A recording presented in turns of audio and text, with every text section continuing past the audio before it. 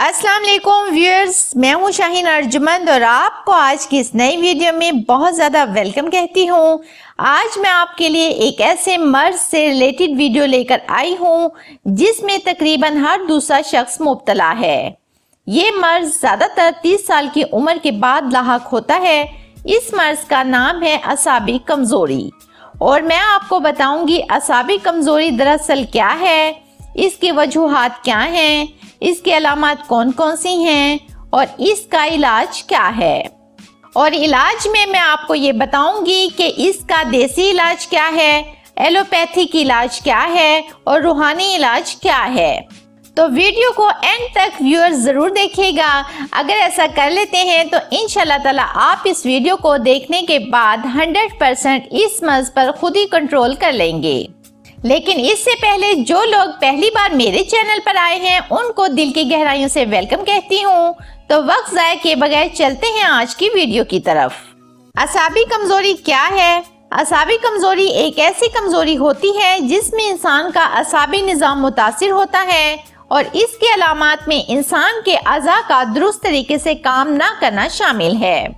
और इसके अलामात में शामिल है अज़ा का मुकम्मल तौर पर हिला ना सकना, कांपना, पट्ठों में शदीद दर्द, टांगों में शदीद दर्द, चलने में तकलीफ होना, थकावट महसूस करना, बोझ महसूस करना, सुस्ती और काहली, जज्बात पर काबू ना पा सकना, नींद का वक्त पर ना आना। इन शॉर्ट, जब असाबी निज़ाम कमज़ोर हो जाता है तो हमारा अपने ऊपर कंट्रोल ख़त्म हो जाता है, बात बात पर गुस्सा आता है, इवन के करना कुछ और होता है और कर कुछ और रहे होते हैं। तो व्यूअर्स, अब जान लेते हैं इसकी वजूहात क्या हैं।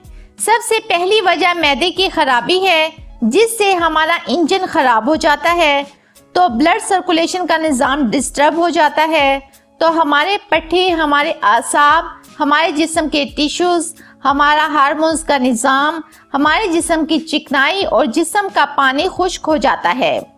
यहाँ पर यह जानना भी इम्पोर्टेंट है कि असाबी कमजोरी का शिकार कौन लोग होते हैं।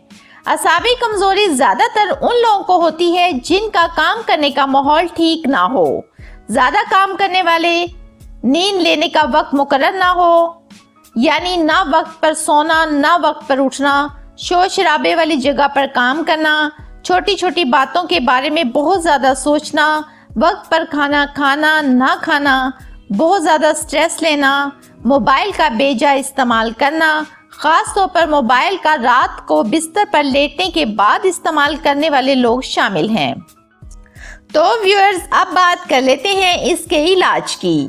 वैसे तो देसी, एलोपैथिक और होम्योपैथिक इलाज है, लेकिन उससे पहले मैं यही कहूँगी कि आप अपनी रोज़मर्रा की ज़िंदगी को तब्दील करें, जैसे अच्छी खुराक का इस्तेमाल, फ्रूट्स और सब्जियां खाएं, पैदल चलने को जिंदगी का हिस्सा बनाएं, क्योंकि जान है तो जहान है। तो सबसे पहले देसी इलाज का बताती हूँ और इंशाल्लाह ताला अगर आप इसको इस्तेमाल कर लेते हैं तो आपको किसी और इलाज की ज़रूरत नहीं पड़ेगी। ये 2 रेमेडीज़ हैं, अल्हम्दुलिल्लाह ज़ाती तजर्बे की बुनियाद पर आपसे शेयर कर रही हूँ। तो पहली रेमेडी ये है, आपने करना ये है कि इस रेमेडी को रात के वक्त इस्तेमाल करना है। आपने रात के वक्त 1 गिलास नीम गर्म दूध लेना है और इसके साथ ताक अदद यानी 3 या 5 अदद खजूर खानी है। जैसे कि आपको पता है, खजूर हमारे नबी पाक सल्लल्लाहु अलैहि वसल्लम की पसंदीदा खुराकों में से एक खुराक है। खजूर हमारे दिमाग को ताकत देती है, हमारे असाबी निज़ाम को ताकत देती है। इस मर्ज के इलाज में खजूर से बेहतर कोई चीज नहीं है। दूसरी रेमेडी में आपने लेनी है 4 चीजें। सबसे पहले आपने लेने हैं भुने हुए चने, फिर आपने लेना है फूल मखाना, इसके बाद आपने लेनी है किशमिश और लास्ट में आपने लेने हैं बादाम। इन सब चीजों को सिवाय किशमिश के पीस लेना है, यानी ग्राइंड कर लेना है। फिर उसके बाद किशमिश को इसमें शामिल कर लें। रही मिकदार की बात, तो तमाम चीजें आपने हम वजन लेनी है। इसको आपने इस तरह इस्तेमाल करना है कि दिन में किसी भी वक्त 2 चम्मच इस सफूफ के दूध के साथ ले लें और इसके बाद आधा घंटा तक कुछ ना खाएं। तो ये दोनों रेमेडीज असाबी कमजोरी के लिए बहुत ज्यादा मुफीद हैं।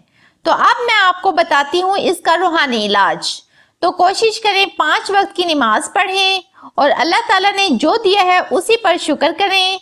तो बहुत उम्मीद करती हूँ आपको आज की ये वीडियो पसंद आई होगी। अगर ऐसा है तो वीडियो को लाइक जरूर कर दें और चैनल को सब्सक्राइब करके बेल आइकन को जरूर प्रेस कर लें ताकि मेरी तमाम सुपर वीडियोस देखने के लिए आपको सबसे पहले मिल सकें। मुझे दें इजाजत, मिलते हैं एक नई वीडियो में, तब तक के लिए अल्लाह हाफिज।